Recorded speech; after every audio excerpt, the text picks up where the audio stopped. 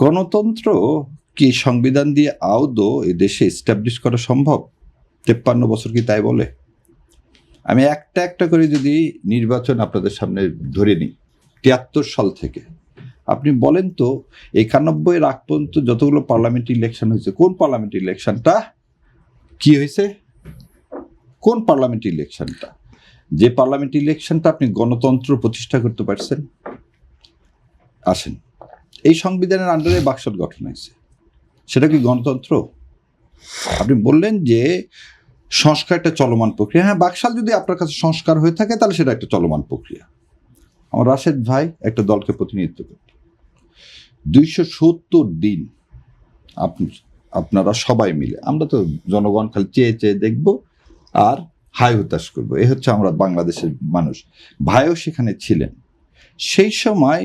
আজকে যে দল বলতেছে যে এইটা সাংবিধানিক অনুযায়ী হয়নি, তাহলে সেই দল সহ, রাশেদ ভাইয়ের দল সহ, জুনাইদ সাকির দল সহ যারা যারা ওই দিন এই 270 দিন, একটা দিন না কিন্তু 270 দিন আমার ট্যাক্স পেয়ারের টাকায় আপনি বসে চা নাস্তা খাইলেন এবং একটা জায়গায় যে ঐক্যমত হয়ে সাইন করলেন এবং আপনারাই সিদ্ধান্ত নিলেন আদেশের মাধ্যমে এটাকে বাস্তবায়ন করা হবে। ওখানে একজনও কিন্তু এটাকে বলেননি না আদেশ এটা কনস্টিটিউশনের মধ্যে নাই, সংস্কার কমিশন, এই কনসেনসাস কমিশন কনস্টিটিউশনের মধ্যে নাই, ডক্টর ইউনূস সরকার কনস্টিটিউশনের মধ্যে নাই। আবার রাশেদ একটা কথা বললেন শপথ নেওয়ার কথা, রাষ্ট্রপতির আন্ডারে শপথ নিছে, কতবার বলবো এই শপথ 3rd শিডিউলে নাই।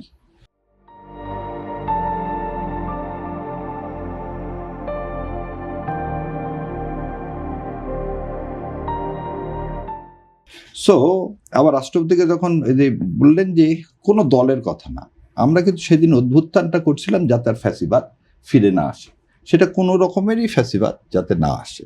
আর অ্যাবসলিউট পাওয়ার ক্রিয়েট অ্যাবসলিউট ইনার্কি, এটা আমার আপনার চেয়ে কেউ ভালো জানে না। এখন আপনি বলেন যে রাশেদরা যে স্বপ্ন আমাদের জাতিকে দেখাইছিল, এটা খালি ওই জন্য প্রথমে বললাম NCP is not a alone stock holder, এবং এনসিপিকে কি প্রধান করা হচ্ছে এটা না, হাজার হাজার মানুষ, লক্ষ লক্ষ মানুষ সেদিন রাস্তায় নেমেছে। আপনি যদি আমার প্রশ্নটা আসতেন, সরকার এত আলোচিত বলছি যে আপনার প্রশ্নের উত্তর আগে ওনাদের এই প্রশ্নগুলো একটু বলে নিয়ে তারপর আপনারটা, যেহেতু সময় সেজন্য বলে দিচ্ছি ভাই।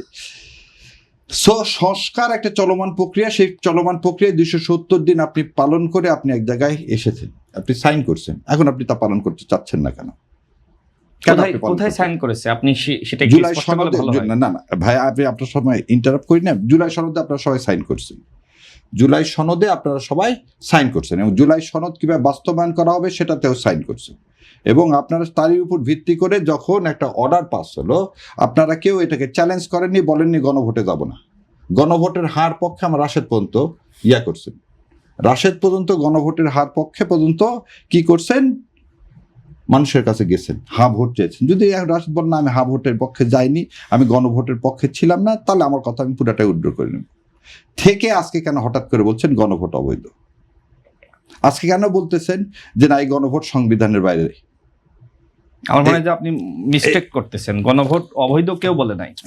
এই গণভোট অবৈধ কেউ বলেনি, এই গণভোট অবৈধ বলছেন না। আপনি শপথই নিতে আপনি শুরুই করেন যে শপথ দেননি।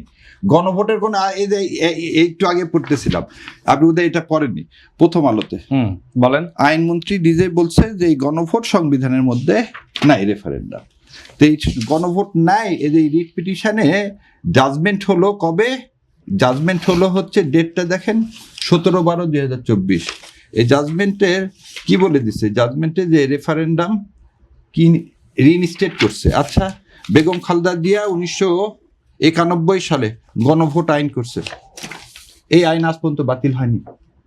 গণভোট আইন এই 1991 আজ পর্যন্ত বাতিল হয়নি। এগুলো থাকা অবস্থায় তাহলে গণভোটে যদি গণভোট মেনে নেন, যদি রাশেদ ভাইয়ের কথা আমি ধরলাম যে আমি এগুলো সব বাদ দিলাম, গণভোট মেনে নিছেন, তো গণভোট মেনে নিলে তালবাহানা করতেছেন, তাহলে শপথ নিলেন না কেন?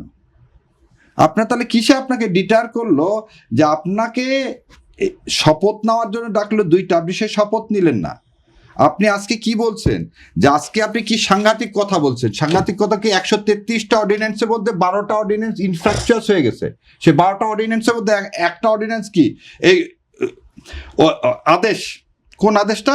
সংবিধান সংস্কার পরিষদের যে আদেশ, এবং আপনি অর্ডিন্যান্সকে বলতেছেন ইনফ্র্যাকচুয়াস হয়ে গেছে, গণভোটের অর্ডিন্যান্স, গণভোট ইনফ্র্যাকচুয়াস হয়ে গেছে। হাউ কাম?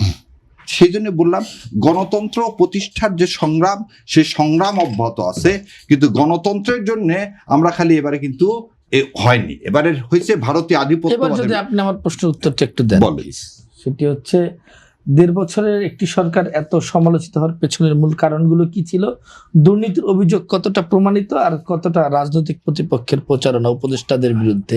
স্বয়ং এখানে যেমন আমার ভাই নামগুলো বলতে পারলো না, বললো যে ওরা, ওদের বলা উচিত ছিল ডিপ স্টেট কারা, তেমন অনেকেই নাম বলে না, আমি জানি না কারা এটা, আমি জানি না, সেটা বলে দিলাম আমি জানি না। আমি যাদের নাম জানি তাদের নাম সবসময় বলে এসেছি, আইন উপদেষ্টার নাম সবসময় বলে এসেছি, প্রতিটা অনুষ্ঠানে বলে এসেছি যে আজকের এই ব্যর্থতার জন্য আইন উপদেষ্টা দেয় এবং তার বিচার হওয়া উচিত। এবং ঠিক সেরকম ভাবে বলে দিচ্ছি আপনাকে, আপনারা ভবিষ্যতে ক্ষমতা গেলে বিচার করবেন। আপনারা না, আমি আপনার এই কথাটা আগে বলি, আমরা যারা এখানে আপনার দল জামাত ইসলাম আমি জামাতের সমর্থন করি, ওই যে যেমন পৃথিবীতে কোনো কিছুই ক্ষণস্থায়ী না, জামাত ইসলাম অবশ্যই গেলে এই যে আজকের যে ভার, এই দেখেন যে এই আন্দোলন, ইনশাল্লাহ যদি এই জুলাই সনদ বাস্তবায়ন না, জামাত ইসলাম সেটা আন্দোলন কিভাবে করতে হয়, কেমন করে করতে হয়, কত প্রকার কি কি, এই সংবিধান 72 সংবিধান রাখলে তার জবাব পেয়ে যাবেন। আর আপনার এই প্রথম প্রশ্নের উত্তরটুকু যে আপনি যে বলছেন যে ইয়ারা হচ্ছে উপদেষ্টারা হচ্ছে কি করছে, এটা একটা পলিটিক্যাল মিথ না করে আপনি অ্যান্টি কারাপশন কমিশনের অধ্যাদেশই বাতিল করে দিচ্ছেন।